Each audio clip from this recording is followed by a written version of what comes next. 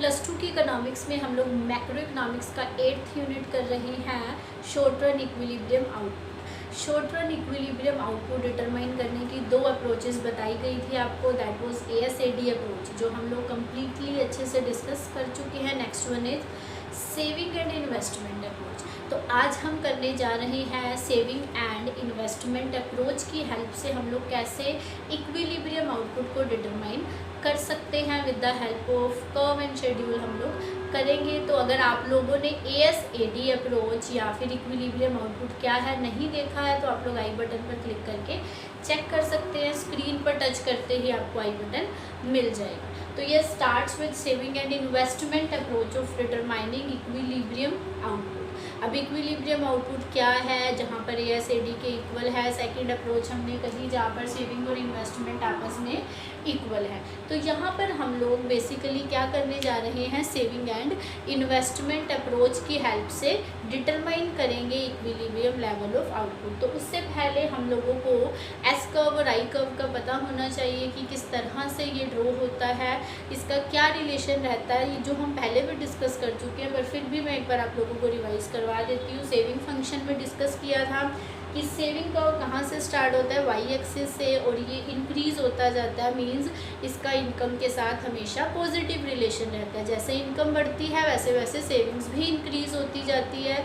Initial stages में saving negative होती है, आफ्टर दैट ज़ीरो, और देन पॉजिटिव होना स्टार्ट हो जाती है और बढ़ती जाएगी जैसे जैसे इनकम बढ़ती है। तो कैसा है यहाँ पर कर्व हमारा, that is upward sloping and starts from the Y negative. Y axis की नेगेटिव से ये स्टार्ट करती है। क्यों नेगेटिव, वाई नेगेटिव से स्टार्ट कर रही है, बिकॉज इनिशियल स्टेजेस में जब इनकम जीरो होती है, जो कंजम्पशन कुछ ना कुछ है, तो सेविंग उतने से नेगेटिव हो जाती है। और जब तक इनकम कंजम्पशन से कम रहती है तब तक सेविंग नेगेटिव ही रहेगी।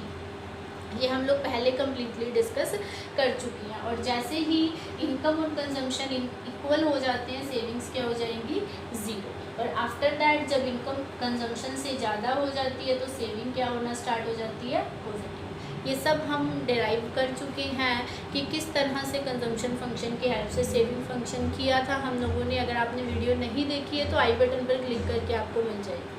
तो इसी तरह से दिस वॉज सेविंग फंक्शन, और या फिर कैन से सेविंग कर्व। अब हम दोनों का यूज़ करके इक्विलिब्रियम तभी फाइंड कर पाएंगे अगर हमें कर्व को बनाना आता है। तो इसके बाद क्या है, इन्वेस्टमेंट। इन्वेस्टमेंट भी मैंने बोला था कि 2 टाइप्स की इन्वेस्टमेंट रहती है, ऑटोनॉमस एंड इंड्यूस्ड।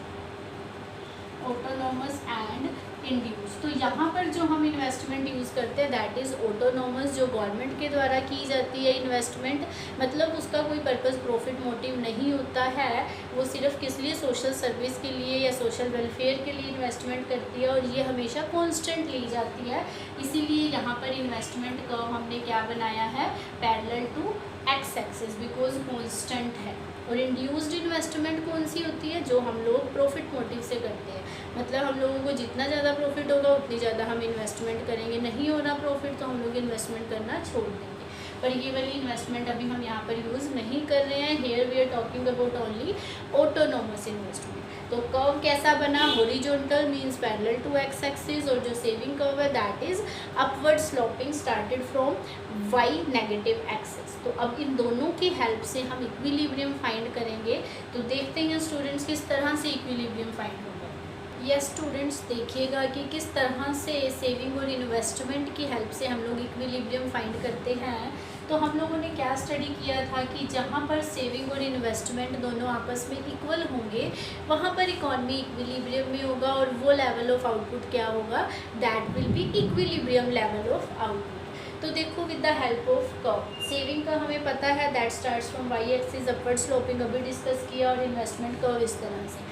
दोनों हमने एक कॉमन कर्व पे बनाया, कॉमन ग्राफ पे बनाया। तो दोनों आपस में कहाँ पर इंटरसेक्ट कर रहे हैं, एट पॉइंट ई। तो इस ई पॉइंट पे जब ये इंटरसेक्ट कर रहे हैं, it means at this place both are equals to each other, दोनों एक दूसरे के इक्वल हैं, सेविंग एंड इन्वेस्टमेंट। तो इस पॉइंट से एक परपेंडिकुलर ड्रॉ करेंगे एक्स एक्सिस पे।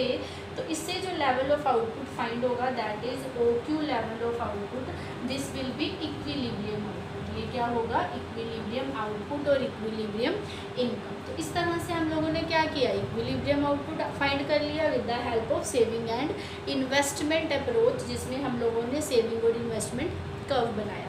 देखो जिस तरह से हमने ADAS में बताया था शेड्यूल की हेल्प से सेविंग और इन्वेस्टमेंट में भी देखिएगा, वही सेम शेड्यूल बना रही हूँ, वही फिगर्स की हेल्प से आपको बताने वाली हूँ।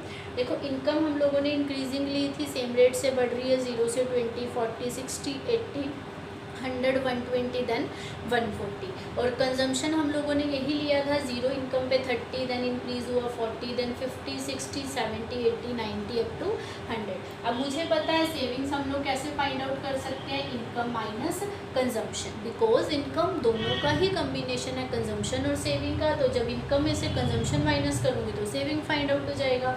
तो 0 minus 30 minus 30, 20 minus 40 minus 20 and so on हमारा इस तरह से फाइंड आउट हुआ। इन्वेस्टमेंट हम लोगों ने ऑटोनोमस ली हुई है, दैट इज़ कांस्टेंट इन्वेस्टमेंट, जो कि 20-20-20 लिया था प्रीवियस अप्रोच में भी।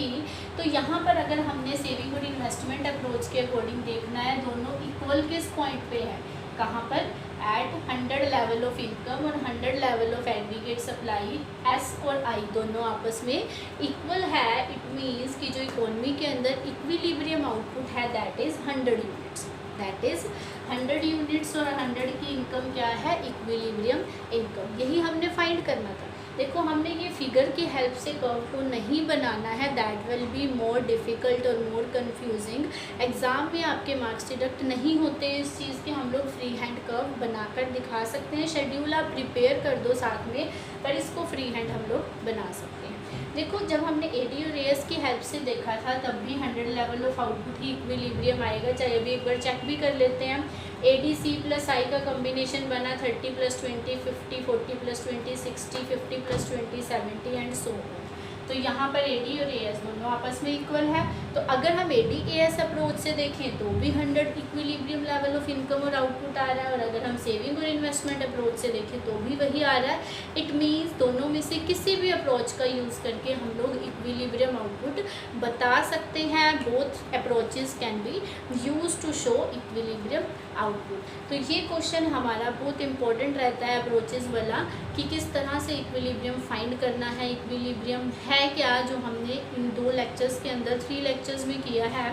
तो देखो इक्विलिब्रियम सिंपल हम मीनिंग में सिर्फ यही बताते हैं, is that level of output where aggregate supply and the aggregate demand are both equals to each other, दोनों दूसरे के इक्वल है, and there is excess capacity in the economy. ध्यान रखना इकोनॉमी में एक्सेस कैपेसिटी होती है इंक्रीज़ करने की सप्लाई को अकॉर्डिंग टू डिमांड।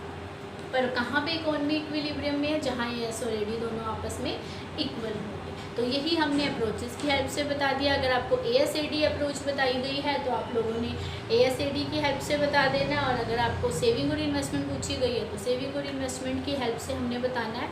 ये ध्यान रखना, अगर जैसे 4 मार्क्स में क्वेश्चन आ रहा है तो 1-2 लाइन्स के अंदर हम AS और AD का अगर मीनिंग डिफाइन कर देते हैं तो जो क्वेश्चन है that will be more impressive.